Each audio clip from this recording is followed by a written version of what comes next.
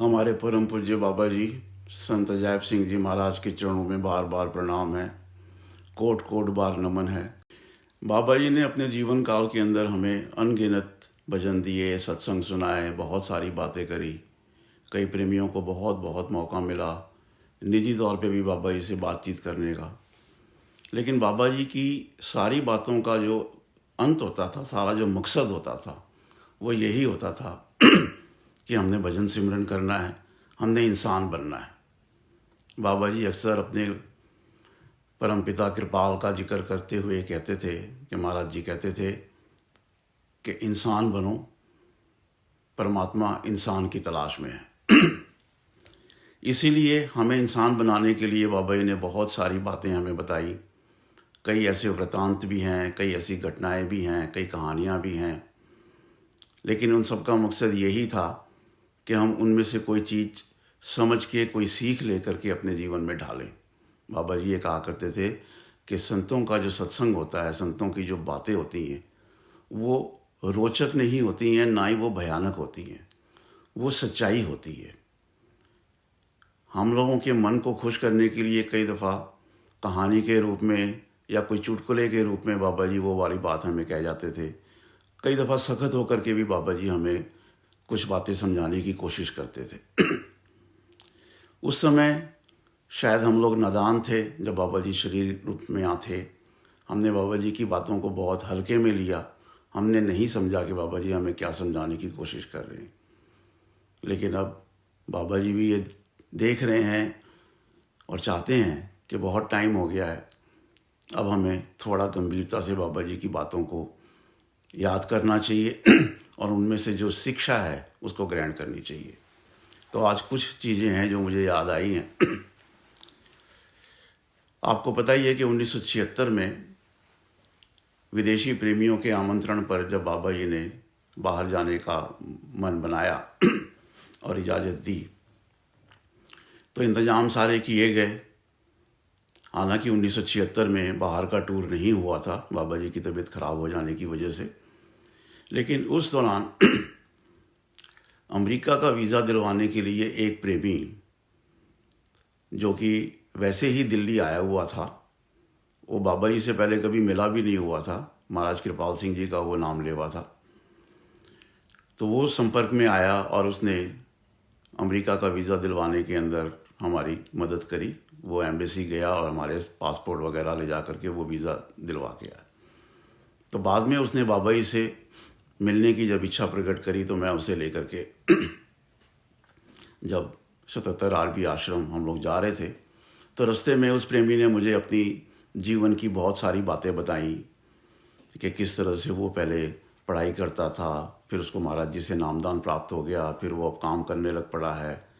तो बातों बातों में उसने अपनी जीवन की बहुत सारी निजी बातें भी बता दी। हालांकि मेरी कोई दिलचस्पी नहीं थी, ना मैं उसको पहले जानता था। उसने मुझे एक बात यह बताई कि वो उस समय किसी एक बुज़ुर्ग एक माता थी और उनके पति थे, एक बुज़ुर्ग मियाँ बीवी के घर में रहता है और उन्होंने उसे एक बहुत अच्छा कमरा दिया हुआ है, एक गाड़ी दी हुई है चलाने के लिए, खाने पीने का भी सारा जो है वो उनके ही रसोई में से उसका चलता था। मतलब कहने का ये है कि उसे एक भी पैसा वहाँ रहने और खाने पीने का और गाड़ी वगैरह का नहीं देना पड़ता था, और उसके बदले में वो उस बुज़ुर्ग दंपति की थोड़ी बहुत सेवा इस भाव से कि जैसे वो लोग बाहर खुद नहीं जा सकते थे तो उनके बाहर का कोई छोटा मोटा काम जो था वो कर दिया करता था। तो इसके लिए उसे तनख्वाह भी मिलती थी, वो तनख्वाह भी उनसे लेता था। तो उसने मुझे ये सब बताया और पता नहीं क्यों उसने बता करके मुझे ये कहा कि पप्पू, क्या ये ठीक है कि उन्होंने मेरे को रहने को जगह भी दी है, गाड़ी भी दी है, खाना पीना भी दिया है, और थोड़ा बहुत मैं उनके लिए काम करता हूँ जो कि मेरे लिए कुछ ख़ास नहीं है, लेकिन फिर भी मैं उनसे तनख्वाह लेता हूँ, तो क्या ये ठीक है? हालांकि मेरी अपनी एक नौकरी है, वो टीचर था। तो जब उसने मेरे से ये पूछा तो एक बार तो मेरे दिल में आया कि भी मैं कौन होता हूँ उसको कोई सलाह देने वाला, लेकिन जब उसने पूछा तो फिर मैंने कहा कि भी मेरे हिसाब से तो ये सेवा होनी चाहिए, क्योंकि बाबा जी ने तो हमें यही कहा है कि अगर बुज़ुर्गों की, माता पिता की या कोई अगर ज़रूरतमंद है उसकी सेवा करें तो परमात्मा हम पे खुश होता है। और वैसे भी जब उन लोगों ने तुम्हें इतना सारा कुछ दिया हुआ है तो फिर छोटे मोटे कामों के लिए पैसे लेने शायद मेरे हिसाब से ठीक नहीं है।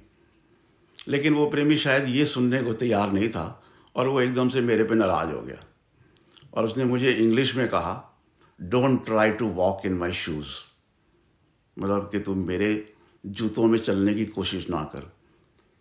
मैंने उसको हाथ जोड़ के माफ़ी मांगी। मैंने कहा, भैया तूने मेरे से कहा था, पूछा था, इसलिए मैंने तेरे को अपने जो समझ से, जो मैंने बाबा जी से सुना है या जो मैंने हिंदुस्तानी समाज के अंदर जैसे होता है, मैंने वो बताया। तो मैं कोई तेरे को समझाने की कोशिश नहीं कर रहा हूँ। तूने पूछा तो मैंने तेरे को अपना एक जो दृष्टिकोण था, एक जो मेरा ओपिनियन था, वो मैंने बताया। खैर उसके बाद में वो प्रेमी थोड़ा सा खफा सा हो गया, क्योंकि कहीं ना कहीं वो वाली बात उसके दिल पे जाके लग गई कि वो जो कर रहा है वो गलत है। खैर जब हम आश्रम आए, मैंने उसे बाबा जी से मिलवाया तो उसने बाबा जी से सारा अपना जो जीवन का हाल था वो बताया। उसने बाबा जी से एक सवाल पूछा उसने बाबा जी से पूछा कि बाबा जी, जब मैं पढ़ाई कर रहा था उस समय मुझे महाराज कृपाल सिंह जी से नामदान प्राप्त हो गया था। नामदान प्राप्त होने के बाद में मेरा सत्संग, सेवा भाव जो भी मैं सत्संग में करता था और भजन सिमरन मेरा बहुत अच्छा चलता था। लेकिन जब मेरी पढ़ाई पूरी हो गई, मुझे नौकरी लग गई, उसके बाद में थोड़ा फ़र्क पड़ गया और अब मैं एक बुज़ुर्ग माता पिता की सेवा करता हूँ और वहाँ रहता हूँ और अपना काम भी करता हूँ। लेकिन मेरा पहले की तरह वो भजन नहीं बनता, ना मेरा मन टिकता है, मेरा मन बड़ा परेशान सा रहता है। तो इसके आगे उसने और भी कहा कि भी जब से मैं वहाँ आया हूँ उन लोगों के यहाँ पे, उसके बाद में मेरे अंदर एक ऐसी भावना पैदा हो गई है, एक ऐसी आदत बन गई है कि मैं हमेशा लोगों की कमियों की तरफ मेरा ध्यान जाता है।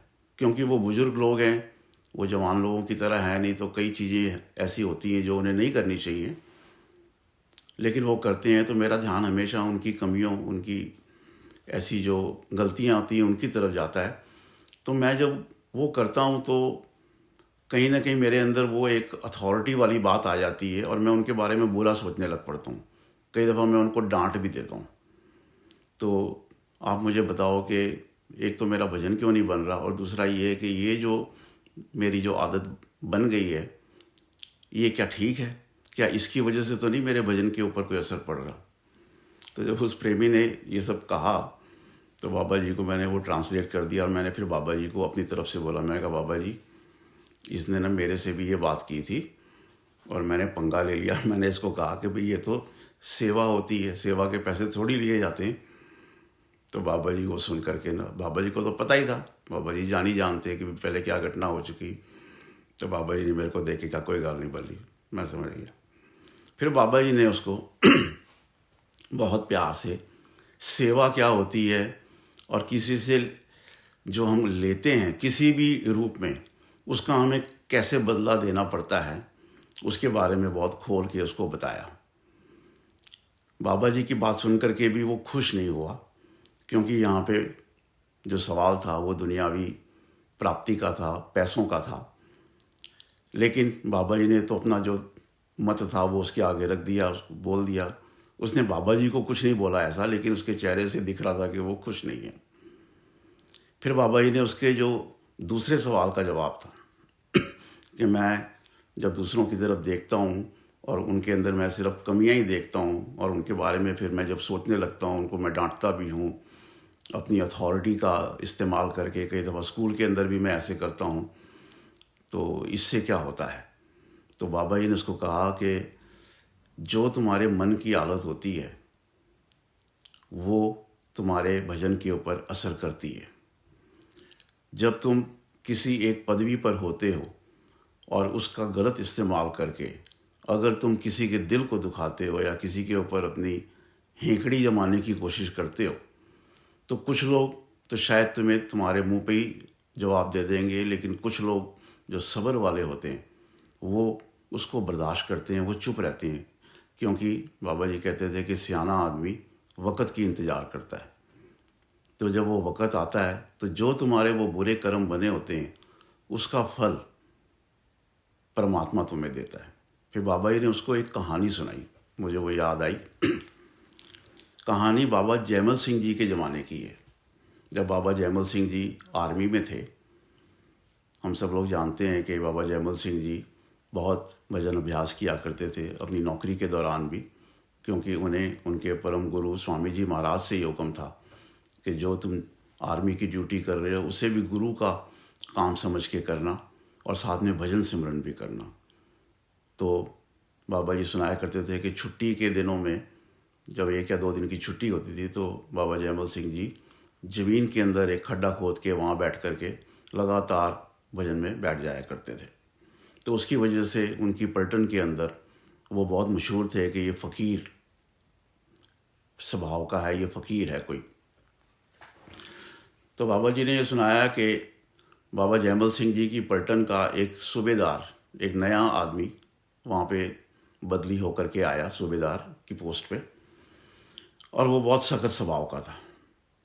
और जब उसने आकर के देखा कि ये जयमल सिंह जो है हवलदार, बाबा जयमल सिंह जी जो थे वो हवलदार की पोस्ट पे थे, कि भाई ये हवलदार जयमल सिंह जो है ये ना मीट खाता है, ना मांस खाता है, ना शराब पीता है, और ये अपनी ड्यूटी करता है और बाद में बैठ कर के कुछ आंख बंद करके अपना भजन करता है या क्या जो भी करता है ये। और उसको देख करके बाकी के भी जो सिपाही हैं उन्होंने भी धीरे धीरे करके मीट मांस खाना, शराब वगैरह पीना छोड़ दिया है। तो ये चीज़ उसको बहुत बुरी लगी और उसने फिर एक दिन बाबा जयमल सिंह जी को बुला करके ये कहा कि ये तुमने यहाँ पर क्या लगा रखा है? हम सब लोग यहाँ पे मीट मांस खाते हैं और तुम नहीं खाते हो, और तुम जा कर के वहाँ पे छुट्टी वाले दिन बजाय लोगों के साथ में मिल कर के मौज मस्ती करने के तुम वहाँ पे बैठ के क्या करते रहते हो ज़मीन के अंदर। मैं तुम्हें 2 दिन का वक्त देता हूँ, 2 दिन के बाद में तुमने यहाँ आना है और जो हम लोग कर रहे हैं तुमने भी वो करना है। तो वो देख करके, वो सुन करके बाबा जयमल सिंह जी ने उसके आगे नमस्कार करी। बाबा जयमल सिंह जी कुछ नहीं बोले, बिल्कुल शांत स्वभाव होकर के चले गए। तो 2 दिन बाद में जैसा उसका हुक्म था, बाबा जयमल सिंह जी को जाना था बाकी सब लोगों के साथ, लेकिन उस 2 दिनों के दौरान क्या हुआ कि वो जो सूबेदार था वो कहीं जा रहा था, एक छोटी सी कोई उसकी गाड़ी थी जिसके ऊपर बैठा हुआ था, और आगे एक पत्थर आया और वो गाड़ी उलट गई और उसकी कई हड्डियाँ टूट गई और उसको बहुत तकलीफ़ हुई। इतनी ज़्यादा तकलीफ़ हुई कि जो वो बर्दाश्त नहीं कर सका। तो 2 दिन के बाद में जब बाबा जयमल सिंह जी वहाँ पे गए, उससे पहले वो बहुत ज़्यादा दुखी हो चुका था, बहुत तकलीफ़ में था वो, और कहीं ना कहीं उसके मन ने उसको ये कहा कि शायद उसने एक फ़कीर स्वभाव के आदमी के साथ में ज़रूरत से ज़्यादा सख्ती की है, शायद ये इसका नतीजा होगा।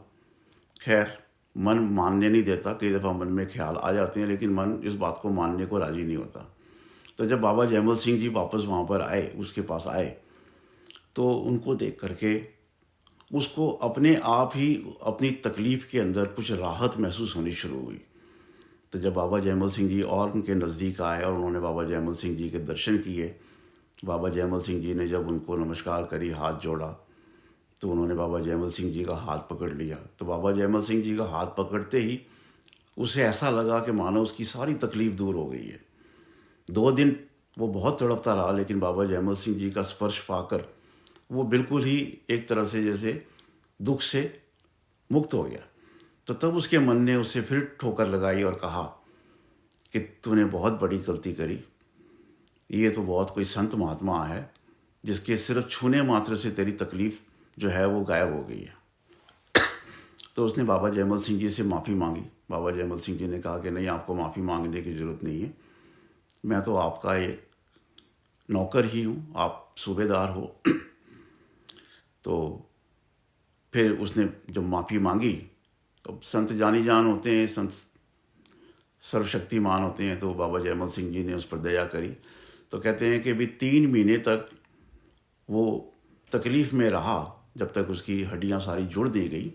लेकिन उन 3 महीनों के अंदर जब जब वो बाबा जयमल सिंह जी के दर्शन करता या उनसे मिलता या उनकी बात करता या उनके बारे में सोचता भी, तो उसको तकलीफ़ ज़रा भी महसूस नहीं होती थी।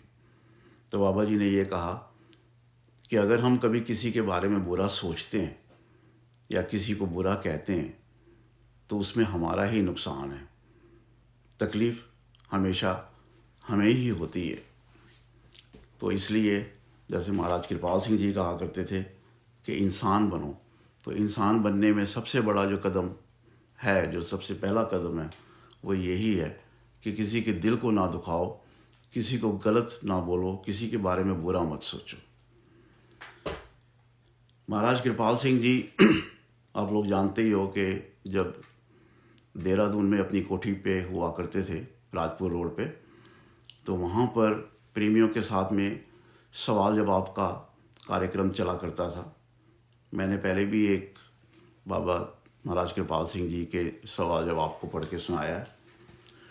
तो जो ये कहानी बाबा जी ने सुनाई उससे मिलती जुलती ही ये बात है, तो मैं चाहूँगा कि आप इसे भी ध्यान से सुने।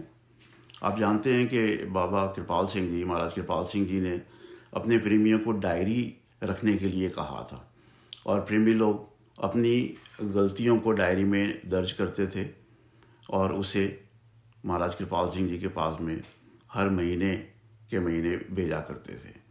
तो इस सवाल के अंदर उस डायरी का भी जिक्र है। तो एक प्रेमी ये प्रश्न पूछता है, डायरी के सिलसिले में मेरा एक छोटा सा सवाल है। जब हम दूसरों की आलोचना करते हैं, हम देखते हैं कि लोग कोई गलत काम कर रहे हैं, मन में सोचते हैं कि उन्हें ऐसा नहीं करना चाहिए, तो ऐसा सोचने में आलोचना या नुक्ताचीनी आ ही जाती है। तो हमारा ऐसा सोचना डायरी में अहिंसा का उल्लंघन करने के खाने में आएगा, या महाराज जी जवाब देते हैं अहिंसा के खाने में आएगा, क्योंकि ये अहिंसा का उल्लंघन होगा। देखिए, ऐसी स्थिति में दो तरीके हैं। एक ये कि जब आप किसी में कोई त्रुटि देखते हैं, कोई कमी देखते हैं, तो सबसे अच्छा तरीका ये है कि उसे एक तरफ ले जाकर बड़े प्यार से, दोस्ताना तरीके से उसकी गलती बताओ। उससे प्रार्थना करो कि वो अपना व्यवहार बदलने की कोशिश करे। अगर आप प्लेग के चूहे की तरह गंदगी फैलाएं, लोगों से ये कहते फिरें कि अमुक व्यक्ति ऐसा है, वैसा है, ये करता है, वो करता है, तो वो बुरी बात है। कोई गलती करता है तो उसे प्यार से अकेले में जाकर एक दोस्त और हितैषी बनकर सही रास्ते पर लाने की कोशिश करो। आप कमांडर नहीं लगे हुए लोगों को सुधार करने के लिए। कोई बुरा करता है तो अपने किए का फल आप भोगेगा।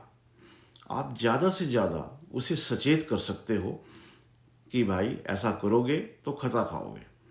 वो मान जाए तो ठीक है। याद रहे कि उसे समझाते समय कोई अन्य दूसरा आदमी पास नहीं होना चाहिए। जो कहना है अकेले में कहो। मान जाए तो ठीक है, नहीं तो जाने दो, वो जाने उसका काम, जो करेगा सो भरेगा। तो इसके बाद प्रेमी दूसरा सवाल पूछता है कि महाराज जी, इसके बावजूद अगर मेरे मन में ये विचार बना रहता है कि ये व्यक्ति ठीक नहीं कर रहा और मैं उस पर नज़र रखता हूँ कि वो क्या कर रहा है, तो मैं क्या करूँ? तो महाराज जी ये जवाब देते हैं कि देखो भाई, बच्चा आखिर बच्चा है। अगर वो गंदगी से भर जाए तो माँ क्या करती है? उसे प्यार से धो धा कर साफ करती है। उसे मार तो नहीं देती, उठाकर फेंक तो नहीं देती। क्यों साहब? हम सब आत्मा देहधारी हैं। आत्मा उस परमात्मा की अंश है। वो इस वक्त मन इंद्रियों से घिरी हुई है। इतना उनमें लंपट हो गई है कि अपने आप को भूल गई है। लेकिन है तो वो शुद्ध सोना ही, भले ही उस पर मिट्टी की परत जमी हुई है। इस नज़र से उसे देखो, उसे प्यार करो, अकेले में उसे प्यार से समझाओ। दोस्त, तुम जो कर रहे हो उसमें तुम्हारा नुकसान है। सही मार्ग पर चलो, इसी में तुम्हारी भलाई है। अगर उस व्यक्ति के लिए मन में प्रेम और सद्भावना रखकर बात करोगे तो उसका असर होगा। ख्याल का बड़ा भारी असर होता है। हम सब उस प्रभु की अंश हैं, सभी शुद्ध सोना है। जैसा मैंने कहा, ख्याल का बड़ा भारी असर होता है। जिसका चिंतन करो उसका रूप तुम बनोगे। जैसा सोचोगे तुम वैसा ही बन जाओगे। हर वक्त दूसरों की बुराई देखने से आदमी खुद वैसा बन जाता है। आप किसी का बुरा चिंतन करते हैं, अर्थात उसका बुरा सोचते हैं, तो ये नेगेटिव थिंकिंग अर्थात नकारात्मक चिंतन है। ये विरोधात्मक विचारधारा है जो आप उस आदमी की तरफ भेजते हैं। विचार का बड़ा भारी असर होता है। आपको अपने ऊपर नियंत्रण रखना चाहिए, अपने ख्याल पर काबू पाना चाहिए। ऐसी बातें सोचकर अपने जीवन और शक्ति को नष्ट ना कीजिए। हमारी सोच, हमारा चिंतन रचनात्मक होना चाहिए। अगर हम किसी व्यक्ति के बारे में अच्छा सोचते हैं, उसकी अच्छाइयाँ देखते हैं, तब अच्छा ही अच्छा दिखाई देगा। हम खुद अच्छे बन जाएंगे। बुरा सोचेंगे, उनकी बुराई को देखेंगे तो हम भी बुरे बन जाएंगे। संतों की महानता इसी बात में है कि उन्हें कोई जान से भी मार दे तब भी वे उसकी भलाई सोचते हैं।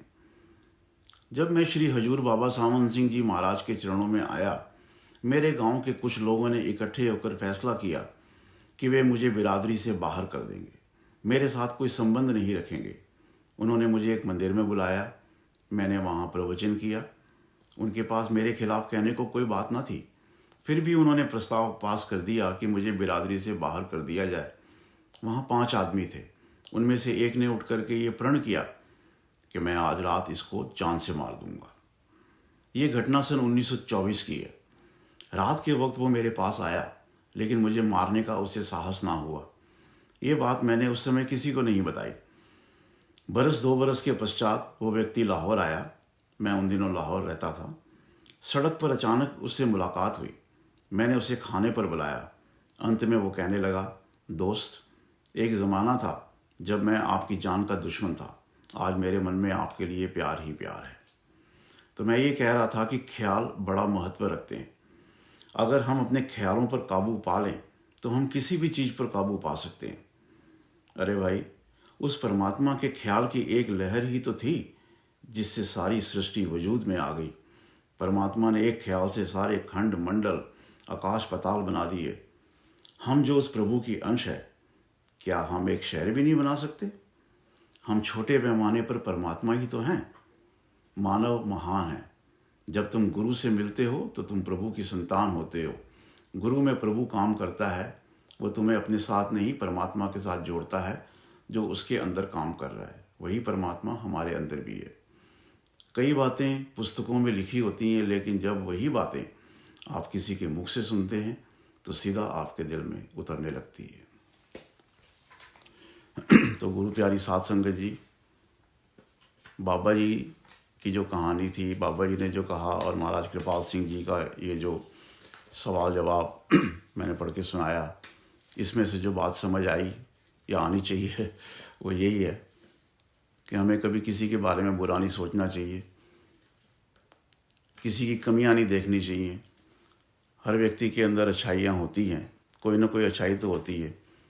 हमें उसी के ऊपर फोकस करना चाहिए और बाबा जी के आगे यही प्रार्थना करनी चाहिए कि बाबा जी, आपने जो कुछ भी हमें समझाने की कोशिश की है, हमें सद्बुद्धि दें, ऐसी याददाश्त दें कि हम वो याद रखें, आपको याद रखें, आपकी कही हुई बातों को याद रखें, और आप दया करोगे तो हम कोशिश करें कि आपके बताए हुए रास्ते पर चल सकें।